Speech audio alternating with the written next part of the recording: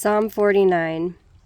This psalm, before I read it, I want to just encourage you guys to remember the Lord has shown us that there's a coming judgment to the financial system that's corrupt in the nations, and that when this judgment comes and the shaking to the financial system increases, and we see a lot of people freaking out and losing their hope, this is a time for us to speak truth and speak life and light to people and encourage them to lift their eyes to Christ when they come into financial ruin.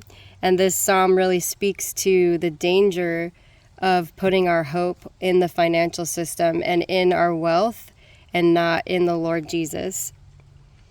Hear this, all peoples, give ear, all inhabitants of the world, both low and high, rich and poor together.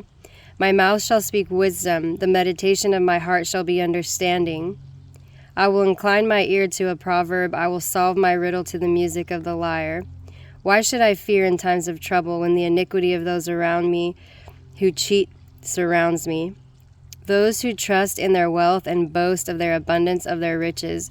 And we see a lot of people who have wealth, not everyone we know, but there's many, especially in high levels of power, who have cheated the system, who have gotten wealth and power by stepping on other people and by using injustice and bribery. And this creates a lot of frustration in the people of God. It creates frustration in the nations and in the earth, and we cry out for justice, right?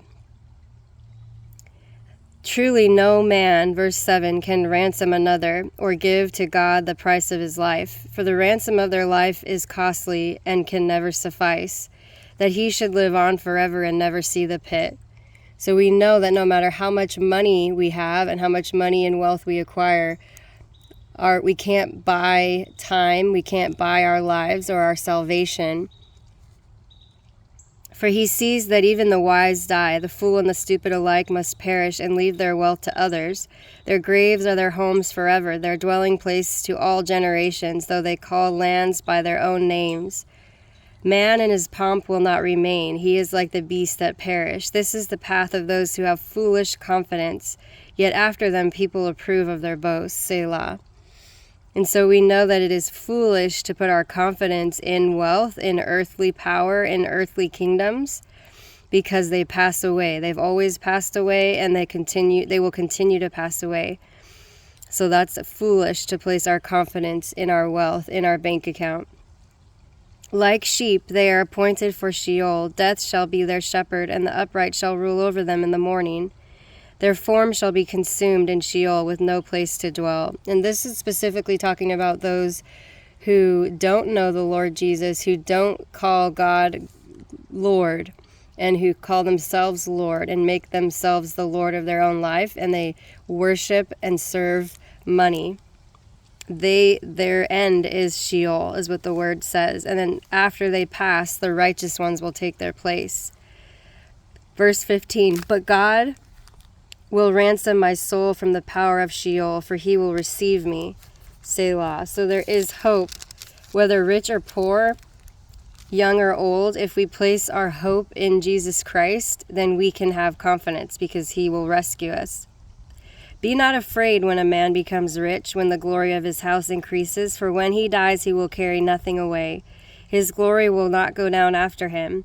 For though while he lives he counts himself blessed, and though you get praise when you do well for yourself, his soul will go down to the generation of his fathers, who will never again see light. Man in his pomp, yet without understanding, is like the beasts that perish. So men and people that live just for money and for power and for wealth are compared to, in the psalm, to animals who they have no depth of soul, they have no direction, and their life is headed straight to death.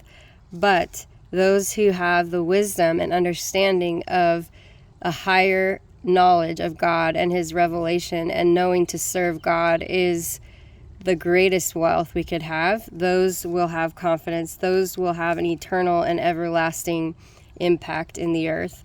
So I just want to encourage you, as we come upon the corrupted financial system getting judged in the nations. We're coming upon that time that the Lord has been speaking to his people about, that we don't put our confidence in wealth. We don't put our hope in our bank account.